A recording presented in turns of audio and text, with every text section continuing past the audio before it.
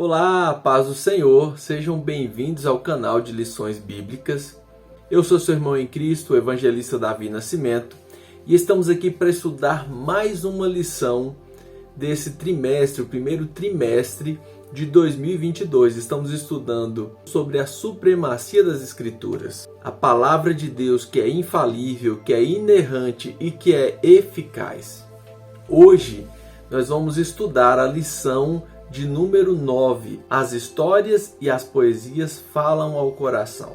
Nós adentramos nos tipos literários que a Bíblia utiliza para transmitir a palavra de Deus e hoje nós vamos estudar sobre o tipo literário histórico e as poesias e como elas falam ao nosso coração. É muito gostoso adentrar cada item, a cada tipo literário e ver o quanto Deus foi minucioso ao inspirar pessoas diferentes em épocas diferentes para tratar de forma diferente a sua soberania, o seu propósito, o seu amor. E é maravilhoso estudarmos sobre esses temas.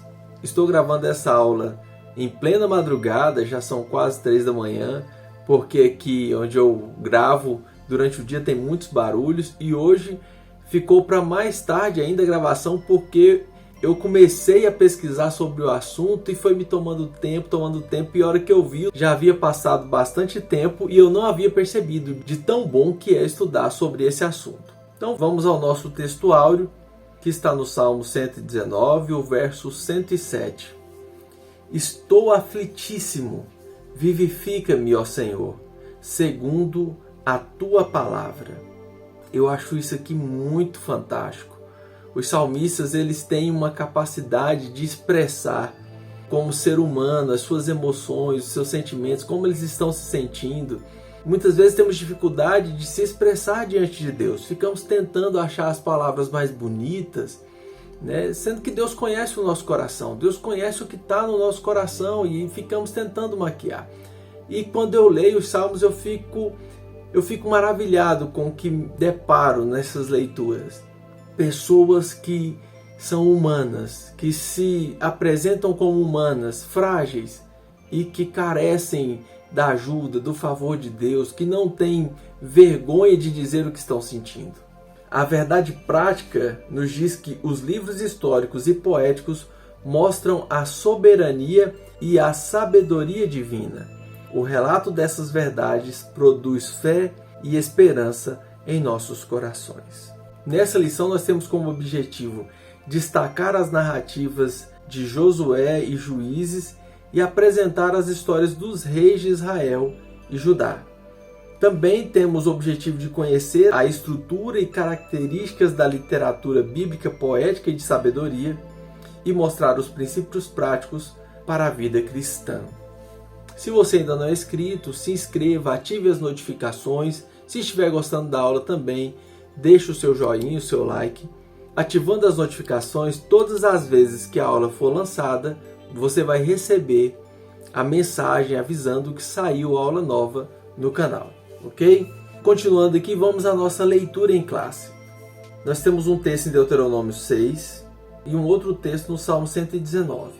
Deuteronômio 6, versículo 20 a seguir diz assim: Quando teus filhos te perguntarem no futuro dizendo: o que significam os testemunhos e estatutos e juízos que o Senhor nosso Deus vos ordenou? Então dirás a teu filho: éramos servos de Faraó no Egito, porém o Senhor, com sua mão forte, nos tirou do Egito. E o Senhor, aos nossos olhos, fez sinais e maravilhas grandes e terríveis contra o Egito, contra Faraó e toda a sua casa. E dali nos tirou para nos levar e nos dar a terra que jurou aos nossos pais. E o Senhor nos ordenou que cumpríssemos todos estes estatutos, que temêssemos ao Senhor nosso Deus para o nosso perpétuo bem, para nos guardar em vida como no dia de hoje.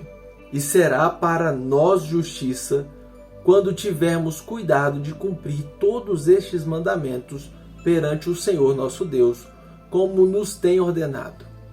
Esse momento é o momento em que Israel já está diante da terra prometida, a primeira geração já havia morrido, E Moisés está recitando toda a lei, está recontando a história para os que nasceram no deserto e relembrando para aqueles que saíram do Egito ainda muito novos. E ele diz que é extremamente importante que a nação de Israel relembre constantemente da história para entender o que Deus havia realizado com aquela nação, ali quando eles saíram do Egito. E nós percebemos uma preocupação com a necessidade de escrever constantemente a história para que ela seja lembrada, para que ela possa ser contada para as próximas gerações. E é isso que acontece nos relatos históricos. A partir desses relatos históricos, nós conseguimos acessar a grandeza de Deus, a soberania de Deus constantemente preservando o povo de Israel, corrigindo aquele povo e restaurando a nação. O segundo texto é o Salmo 119, a partir do verso 105. Uma observação. Quando se trata de textos históricos, narrativas, a gente utiliza o termo versículo. Verso a gente utiliza apenas para os textos poéticos. Então, verso 5 do Salmo 119. Lâmpada para os meus pés é a tua palavra, e luz para o meu caminho. Jurei e o cumprirei, que guardarei os teus justos juízos. Estou aflitíssimo. Vivifica-me, ó Senhor, segundo a tua palavra. Aceita, eu te rogo, as ofertas voluntárias da minha boca, ó Senhor. Ensina-me os teus juízos. O salmista, falando de forma poética, de forma que vem de dentro da alma, falando da compreensão que ele tem dessa necessidade de estar atento aos mandamentos do Senhor, a palavra do Senhor. Quando ele diz que lâmpada para os seus pés é a palavra, ele está se referindo ao texto de Moisés, ao Pentateuco, ao que eles chamavam de Torá, que era um parâmetro que eles tinham para seguir. Eles precisavam medir as suas atitudes a partir da palavra do Senhor. Até porque quando esse salmo é escrito, os textos proféticos ainda não haviam sido escritos. Boa parte da história de Israel ainda está sendo construída. Então a gente não tem totalmente construídas as histórias dos reis, Neemias, Esté, Esdras. Mas o pouco em termos de quantidade de material escrito que eles tinham, o salmista já entendia que era o suficiente para clarear o seu caminho, para iluminar o seu caminho, para pisar com tranquilidade por onde ele fosse passar. E hoje nós temos uma riqueza de conteúdo, muito conteúdo escrito.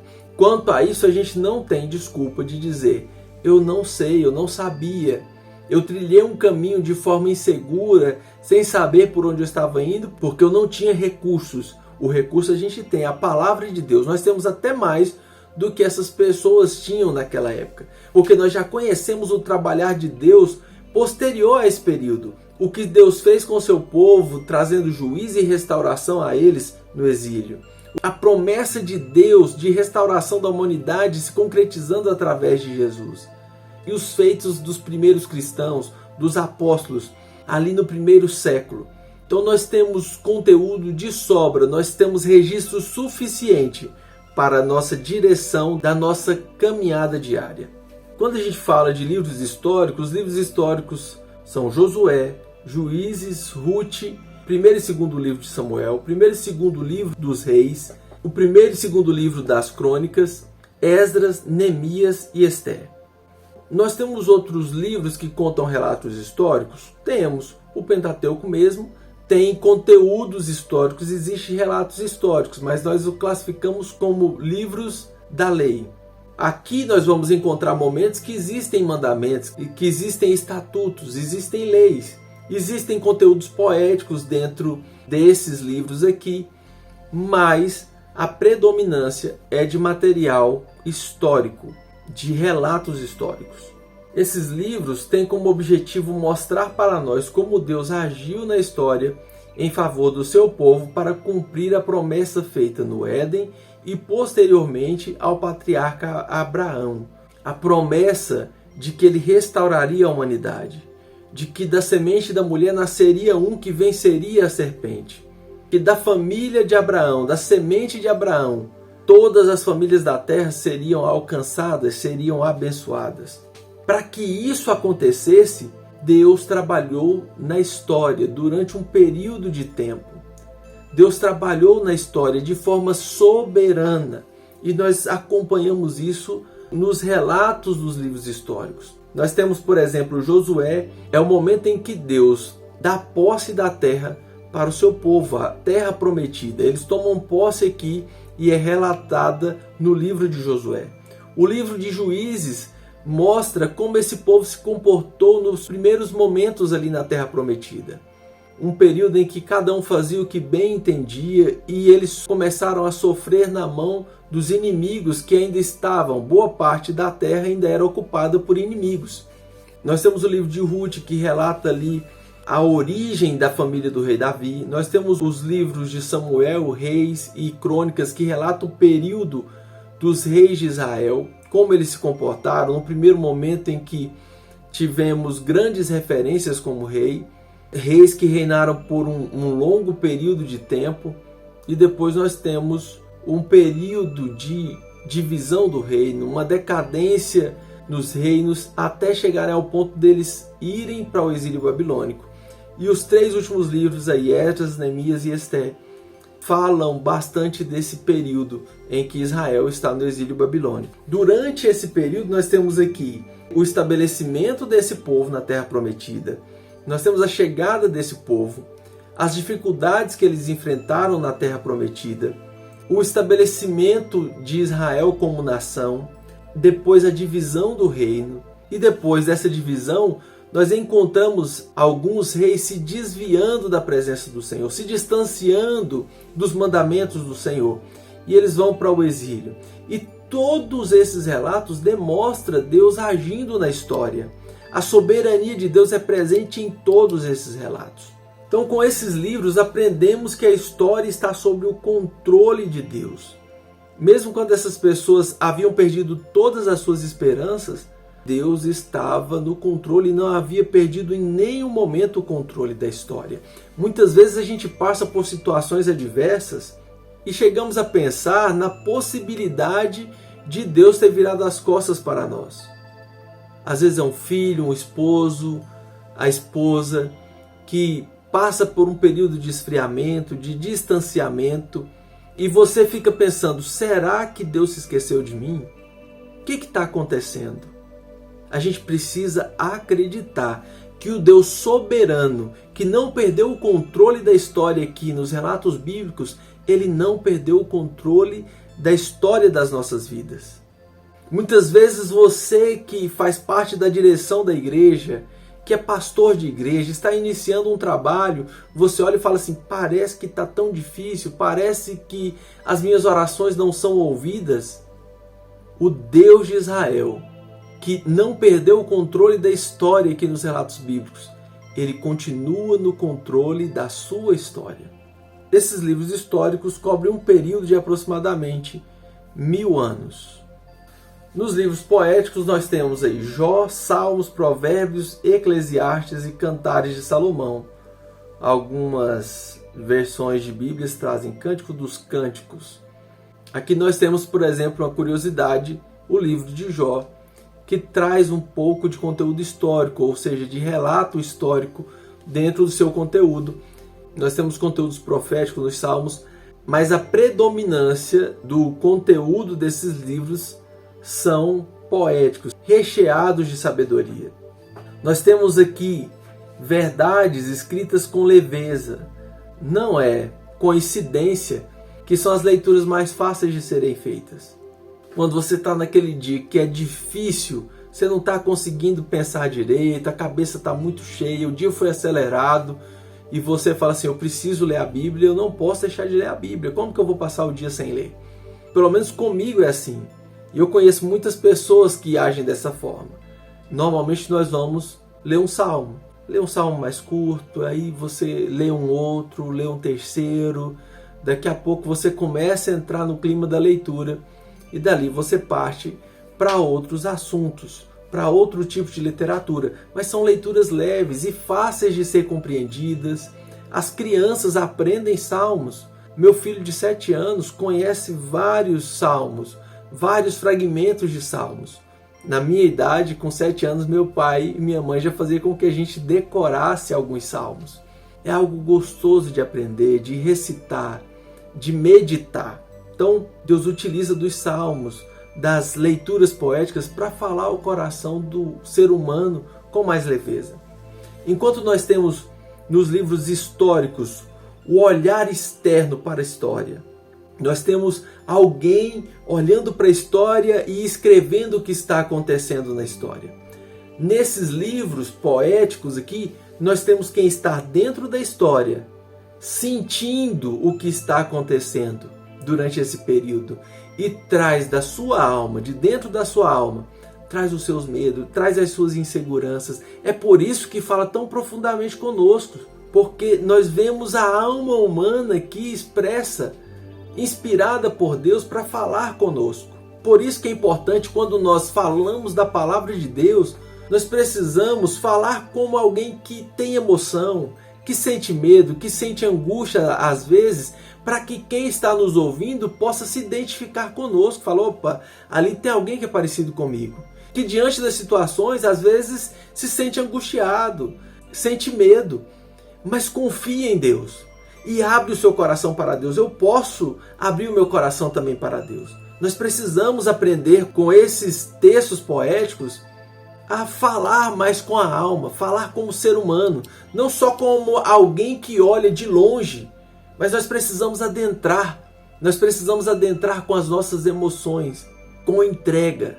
E o resultado disso é uma facilidade de compreensão, assim como nós compreendemos tão bem esses escritos poéticos.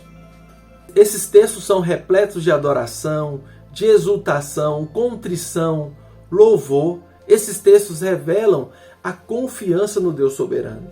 Essas pessoas, mesmo com medo, mesmo passando por situações adversas e relatando isso, eles demonstram a confiança nesse Deus que age na história, que trabalha na história e que é soberano.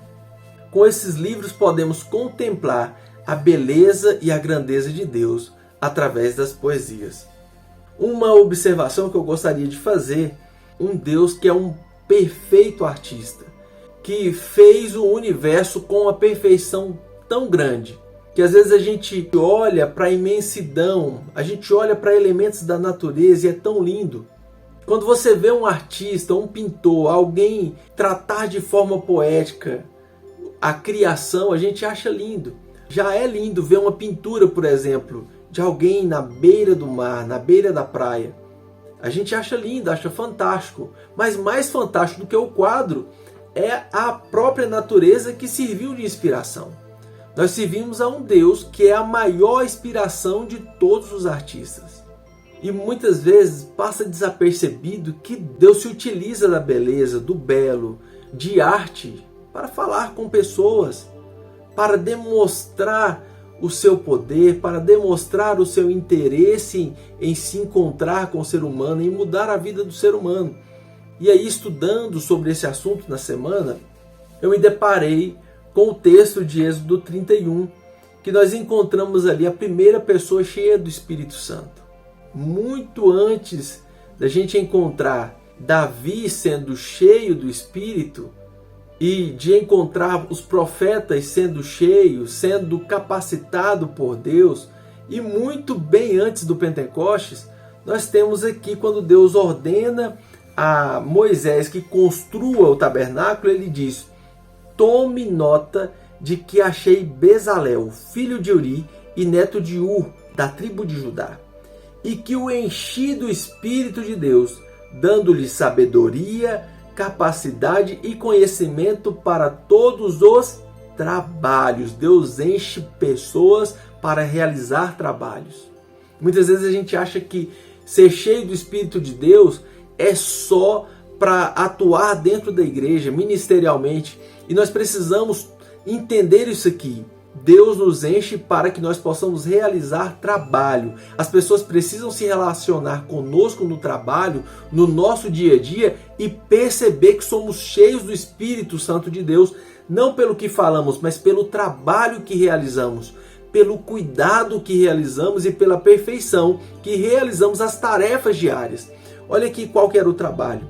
Ele está, pois, altamente dotado como artista desenhador de todas as peças feitas de ouro, prata e bronze.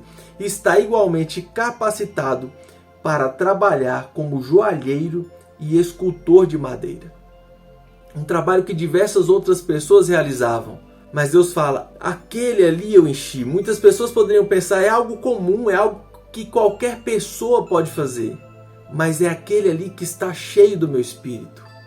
E vai se destacar por estar cheio do meu Espírito. É ele que eu quero para construir o meu tabernáculo. Nós precisamos entender que o Deus que fala também através de poesia, que usa poesia para falar com pessoas, ele enche pessoas para realizar o trabalho cotidiano. E nós precisamos buscar de Deus capacitação, não só para vivenciarmos dentro da igreja esse enchimento do Espírito de Deus, mas para proclamar no dia a dia, para proclamar onde as pessoas estão em trevas, onde as pessoas precisam encontrar luz. Feita a introdução aqui, nós vamos aos tópicos da nossa lição. O primeiro tópico é as histórias do Antigo Testamento. Nós temos relatos, temos história também no Novo, que no caso é o livro de Atos. É um livro histórico, com característica de livro histórico, relatos históricos. Nos livros históricos, eles começam ali a partir da morte de Moisés. Os relatos da conquista da terra de Canaã, com Josué. Começa relatando as dificuldades que eles tiveram para conquistar a terra prometida. Você lê ali o livro de Josué e vai percebendo que a terra foi conquistada de pouco a pouco. E eles se estabeleceram, cada tribo em uma região, mas eles só conseguiram conquistar todo o território e consolidar o território lá no período do rei Davi, muito tempo depois. Quando a gente olha para isso aqui, a gente precisa entender que Deus trabalha com processos. Tem muita gente querendo pular processos. Então, esse pessoal aqui, eles foram conquistando de pouco a pouco. A gente precisa saber valorizar o que já foi conquistado e olhar com visão e ânimo para o próximo passo, para o que precisa ser feito depois. As coisas não acontecem da noite para o dia. Tem muita gente querendo que as coisas aconteçam da noite para o dia, mas ao olharmos para esse texto aqui, nós percebemos que Deus é um Deus que respeita o tempo. Deus respeita o tempo até porque nós que somos limitados pelo tempo, nós amadurecemos com ele. É um longo, extenso período de tempo para mostrar Deus agindo em períodos distintos, de formas distintas. Então, em cada época da nossa vida, Deus age de forma diferente, de acordo com a necessidade. Então, de acordo com a nossa necessidade, em cada tempo, Deus age de forma específica. De acordo com a necessidade da igreja, em cada tempo, Deus age de forma específica. No segundo subtópico, nós temos aí a história dos juízes. Depois da morte de Josué, os juízes governaram Israel até o período de Samuel. Samuel foi o último juiz. Ele ungiu Saul como rei, depois ungiu Davi quando Saul foi rejeitado pelo Senhor. E nós temos Otiniel como o primeiro juiz e temos Samuel como o último juiz. O que era a característica desse período aqui? Um período de quase 400 anos. Olha bem, quase 400 anos e aproximadamente 440 até chegar ao reinado de Davi, para que eles consolidassem todo o território, até que eles expulsassem todos os inimigos. Davi foi quem expulsou os últimos inimigos. Só para pontuar um pouquinho aquela questão da gente aprender a lidar com o tempo, aprender que existem processos. Agora, voltando para os juízes, a característica desse pessoal aqui era que nesse período, o próprio texto de Juízes diz que naquele tempo não havia rei em Israel. Não havia uma referência em Israel. E cada um fazia o que dava na sua cabeça, o que passava pela sua cabeça. Olha só, quem age direcionado pelos seus próprios pensamentos e vontades, isso é o oposto de viver de acordo com a vontade de Deus, de ter a palavra de Deus como lâmpada para os seus pés e luz para o seu caminho. Essa atitude deles fazia com que Deus se afastasse. E na medida que Deus se afastava, os inimigos deles prevaleciam contra eles. Os inimigos ainda estavam inseridos na região. Os filisteus estavam ali. Eram os que mais afrontavam a esse povo. Eles estavam em cidades esparramadas no território. Eles sofriam com saques de colheita, com destruição de plantação. Quando eles começavam a sofrer na mão dos inimigos, o que eles faziam? Se lembravam de Deus. O ser humano tem essa característica. Toda vez que a coisa fica difícil, ele lembra de Deus. Até quem diz que não acredita em Deus, a hora que a coisa aperta, ele fala, meu Deus. A primeira coisa que a pessoa lembra é de Deus. Então, quando a coisa apertava, eles se lembravam de Deus. E Deus levantava um outro juiz, alguém como referência ali durante um período, para que Deus pudesse dar livramento. Nós temos, por exemplo, Gideão, que é levantado durante esse período. E Deus usa Gideão para assumir frente de um processo que ele daria livramento ao povo.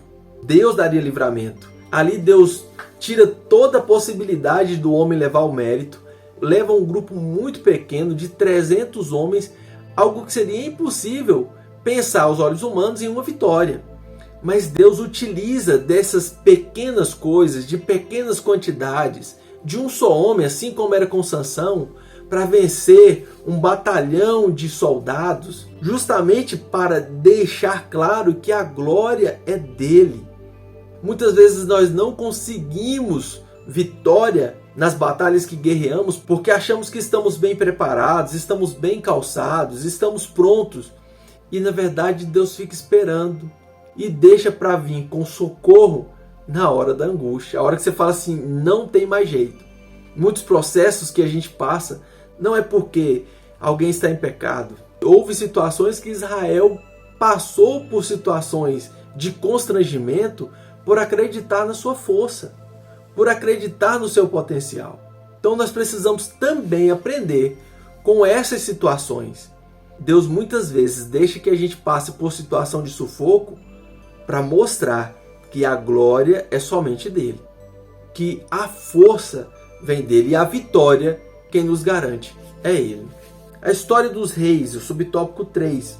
Deus constitui Saul como rei por volta de 1050 a.C.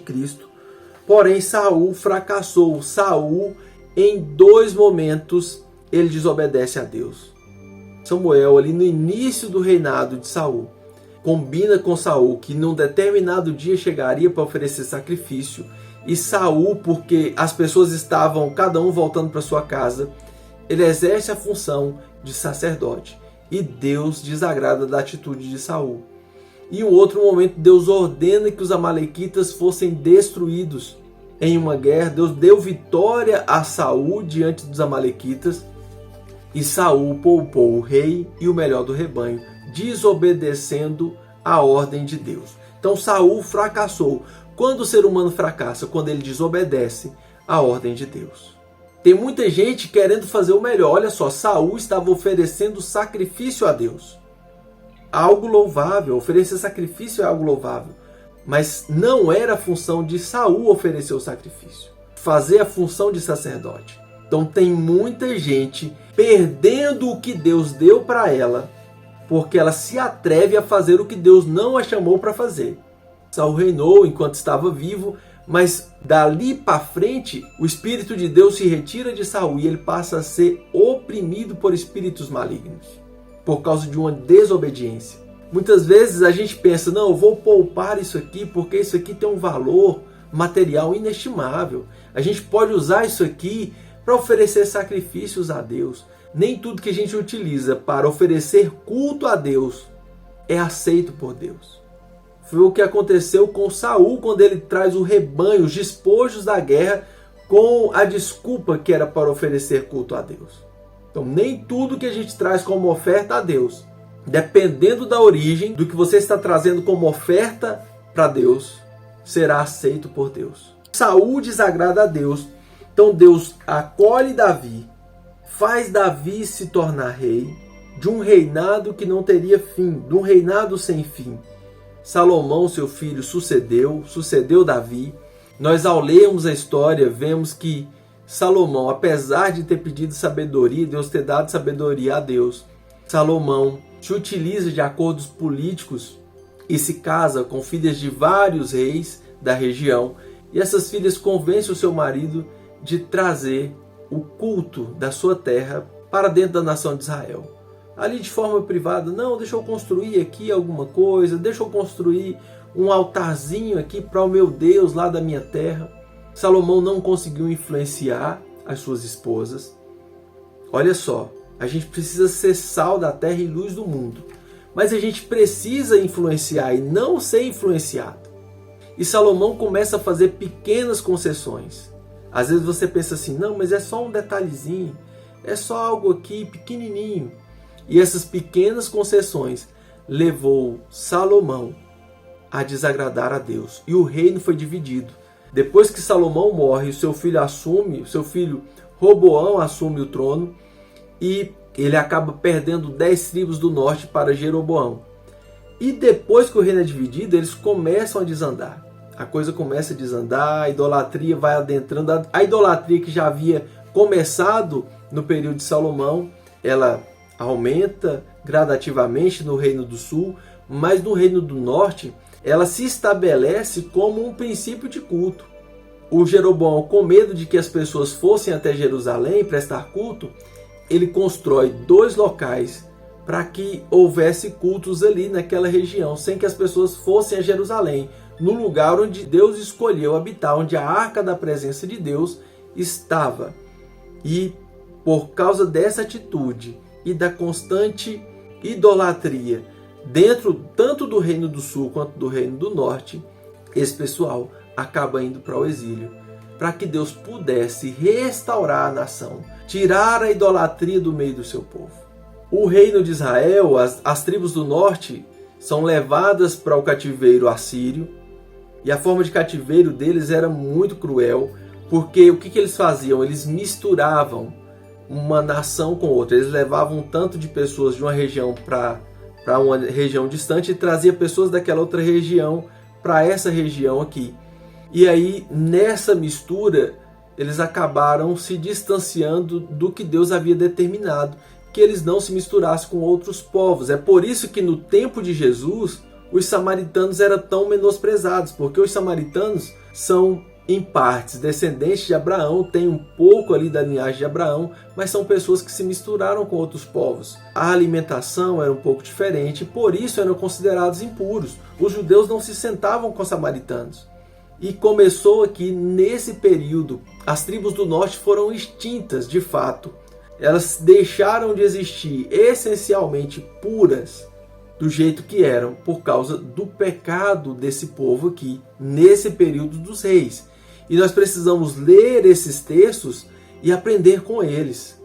Aprender que Deus não aceita ter a sua glória dividido com falsos deuses, com falsas expectativas de provisão que não venha dele, de segurança que não venha dele, de colheitas fartas, de prosperidade que não venha de Deus. Toda vez que nós depositamos a nossa confiança, a nossa segurança em qualquer coisa que não é Deus, que não é o eterno, nós estamos cometendo o mesmo erro de Israel, o erro de idolatria, o pecado de idolatria. Nesse período de cativeiro, as tribos do sul, o reino de Judá vai para a Babilônia, depois consegue retornar depois de um longo período. E na sequência da história nós vamos ver Deus cumprindo a sua promessa de um reino eterno a partir da linhagem de Davi. Nós encontramos Deus abençoando todas as famílias da terra através da família de Abraão, quando o Cristo vem. Então Deus cumpre a sua promessa, Deus age na história e mantém o controle da história para cumprir a sua promessa. Os livros poéticos e de sabedorias do Antigo Testamento. Os livros de sapiências e poéticos, chamados de escritos sapienciais e poéticos, são chamados assim porque assinam a sabedoria por meio de poesia e prosa.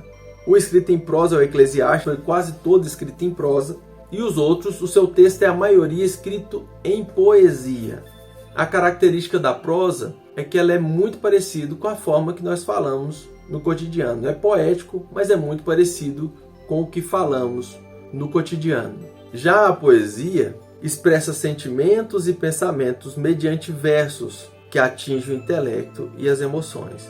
Então tem uma construção um pouco mais diferente do que falamos, porque ela trabalha essas conexões de versos. Ela trabalha um pouco melhor essas conexões entre os versos. Então esses livros, eles trazem a experiência humana diante da ação de Deus. Ela mostra mais de forma prática um ser humano, alguém de carne e osso igual a nós, que tem emoções diante da ação de Deus. Não se trata de teoria, é prática, é vivência. Como essas pessoas viveram isso. Nós encontramos, por exemplo, um Jó que perde tudo, perde toda a sua família. E no seu livro, nós lemos e nos deparamos com um homem de fato, que está sofrendo por tudo isso que aconteceu com ele. Nós encontramos o Salomão no final da sua vida, desiludido com tudo e dizendo tudo é vaidade. O que a gente precisa? É agradar a Deus, basta agradar a Deus, temer a Deus, porque o resto, tudo é vaidade. Então nós encontramos alguém cansado da vida, cansado de correr atrás do vento. Esses textos, eles falam de algo prático, de algo que pode ser vivenciado pelo ser humano. É algo que brota daqui de dentro. No subtópico 2 nós vemos aí Eclesiastes, Provérbios e Jó. O tema de Eclesiastes é tudo é vaidade. Indica a efemeridade da vida humana, ou seja, a futilidade da vida humana. E é por isso que o autor diz no final do seu livro que o sentido da vida é temer a Deus e guardar os seus mandamentos. Se a gente não faz isso aqui, nada tem sentido. E esse texto é escrito por um Salomão já de idade avançada, no final da sua vida. Salomão que construiu grandes obras, que acumulou riqueza, o rei mais rico da sua época. E ao final de tudo isso, ele diz, tudo foi vaidade. Tudo, tudo. Eu corri atrás do vento. Quando quis construir grandes obras, eu estava correndo atrás do vento. Quando eu comprei vários cavalos, montei um exército grandioso, tudo vaidade. Eu corri atrás do vento. E ele chega a essa conclusão. Só faz sentido a vida quando a gente teme a Deus e obedece, guarda os seus mandamentos. Do que adianta conquistar o mundo inteiro e perder a alma? Estar distante de Deus é perder a alma. A nossa alma precisa estar em conexão com o Deus que nos criou. Quando o ser humano deixa de temer a Deus, se distancia dos mandamentos de Deus, a vida desse ser humano deixa de fazer sentido, perde o sentido. Já o tema de Provérbios, que é um livro de sabedoria, ele diz que o temor do Senhor é o princípio da sabedoria. Quer ser sábio? Tenha temor a Deus.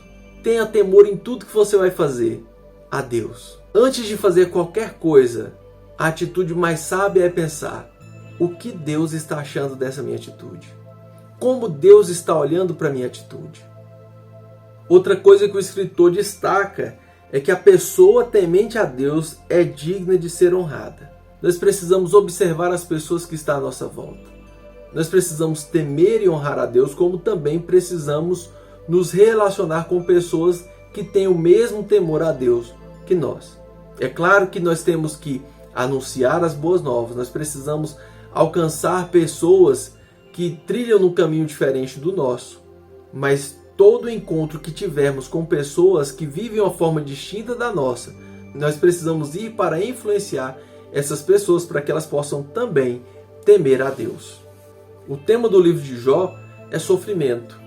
E com esse livro nós aprendemos que diante do sofrimento, diante das perdas, nós precisamos confiar no Senhor.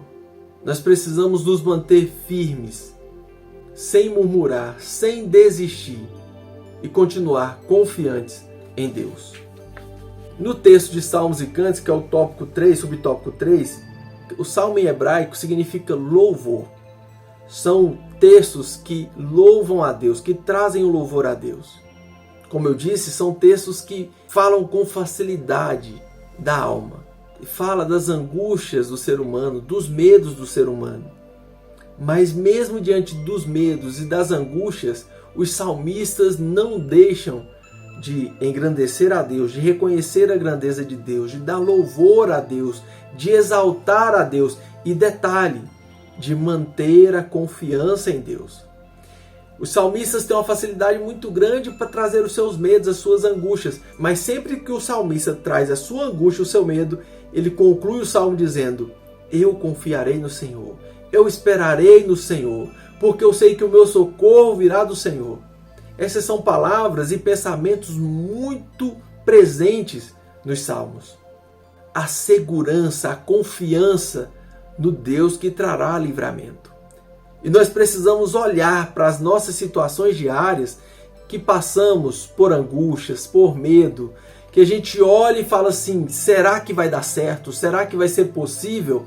Nós precisamos conhecer o Deus que nós servimos, o Deus que tem o domínio da história, que tem o controle da história e que está conosco e nos dará vitória, que está nos conduzindo para o seu propósito, para a sua vontade, a vontade boa, perfeita e agradável. Nós precisamos manter a esperança, a confiança, mesmo quando nós sentimos angustiados, com medo. Nós precisamos lembrar quem é o Deus que nós servimos, o Deus que nunca perdeu o controle da história. O texto de Cantares fala dos relacionamentos, principalmente do relacionamento de marido e mulher. O texto de Cantares traz importantes lições para a vida, para como lidarmos no casamento. Fala de compromisso, de amor, de intimidade. E nós temos ali lições importantíssimas para como lidarmos dentro do nosso casamento. A Bíblia é um manual de como se relacionar com Deus e também de como se relacionar com o próximo, inclusive com as nossas esposas, da esposa se relacionar com o marido.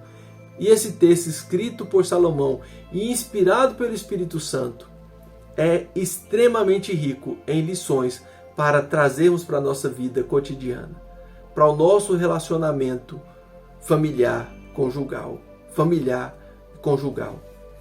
Tópico 3, uma mensagem ao coração. Essa mensagem precisa falar conosco. Como eu tenho sido incisivo aqui, ela precisa adentrar o nosso coração. Que mensagem? A mensagem de um Deus soberano. E entendendo as emoções dos escritores dos livros poéticos, vendo ali pessoas humanas escrevendo, nós precisamos aprender com eles. Que quando a coisa estiver difícil, nós não precisamos ficar tentando maquiar. Nós não precisamos ficar caçando palavras para se expressar diante de um Deus que conhece o nosso íntimo, que sabe de fato o que estamos pensando. Além desse aprendizado de saber que podemos nos expressar, mas nós precisamos também entender que o Deus que tem o controle da história, Ele está conosco, é Ele que nos garante vitória. É Ele que traz paz ao nosso coração. É Ele que traz provisão. É Ele que é socorro presente no dia da angústia e na hora da angústia. Essa mensagem precisa adentrar no nosso coração. Essa mensagem de soberania, soberania de um Deus que conduziu o povo, atravessou o Jordão com eles e deu a terra prometida. Que estabeleceu eles como nação, que quando precisou corrigiu eles, trouxe eles de volta do cativeiro e os reestabeleceu de novo na terra que havia prometido a Abraão, a Isaac e a Jacó. Essa mensagem de um Deus que é soberano, da soberania divina, precisa estar conosco constantemente.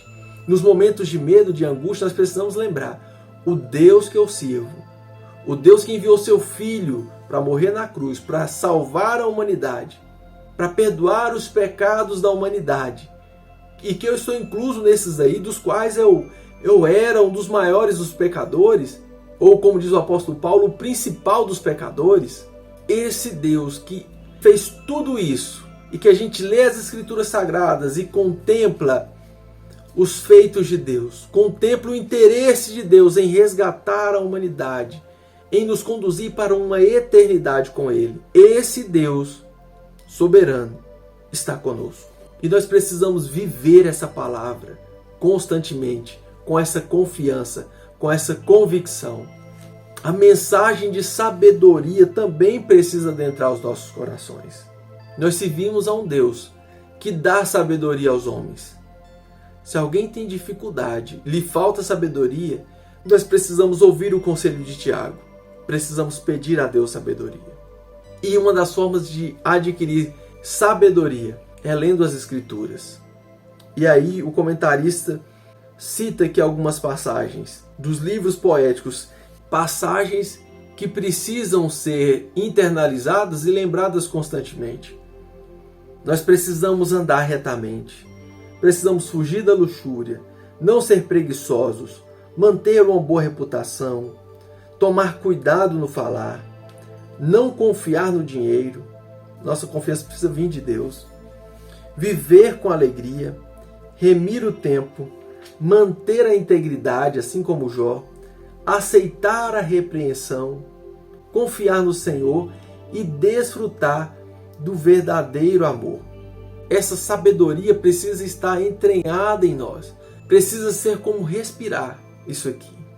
Quando encontramos dificuldade para agir dessa forma, nós precisamos orar e pedir: Deus, me ajude a ter uma vida sábia, a ter uma vida dependente de Ti. E me ajude a distanciar de tudo que te desagrada, de tudo que te entristece. A mensagem de adoração também precisa estar internalizada nos nossos corações. E aí uma referência de adoração são os salmos. Como eu disse, nos salmos nós vamos encontrar as emoções humanas. Para haver uma entrega na adoração é preciso estar conectado com as nossas emoções, com a nossa alma. Nos salmos nós nos deparamos com as mais profundas emoções do ser humano. O medo, angústia, tristeza, força, segurança, alegria, são emoções. E também nos salmos nós encontramos os modelos de espiritualidade e de adoração que agrada a Deus. Então o que agrada a Deus é a confiança em Deus, coração que confia, coração contrito, coração que glorifica, coração agradecido e o coração arrependido. Essas atitudes precisam fazer parte do nosso cotidiano, precisa fazer parte da nossa vida. A contrição, a confiança em Deus, uma vida que demonstra gratidão a Deus.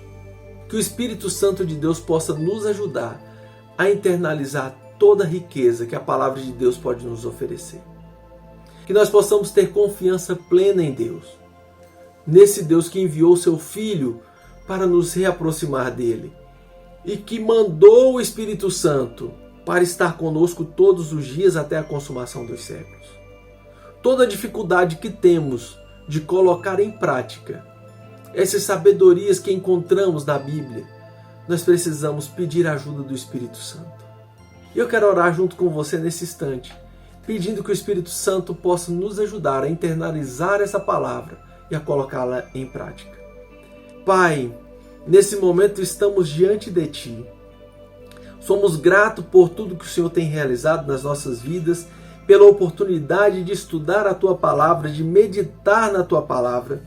Nós Te pedimos nesse instante, ó Deus, que tudo que foi trabalhado nessa lição possa vir fazer parte da nossa vida, possa se tornar algo prático, vivido plenamente, a cada dia, a cada instante, e que nós possamos manter a nossa confiança em Ti.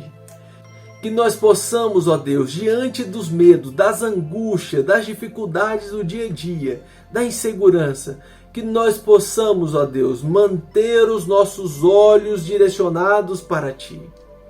Que nós possamos nos lembrar do que o Senhor já realizou nas nossas vidas. Que nós possamos, ó Deus, mantermos a nossa esperança plenamente em Ti. Nos dê uma semana abençoada e repleta da presença do Teu Espírito Santo, ó Pai. É o que te pedimos em nome de Jesus. Meu querido irmão, que Deus te abençoe, fique na paz, e um forte abraço e até a próxima lição.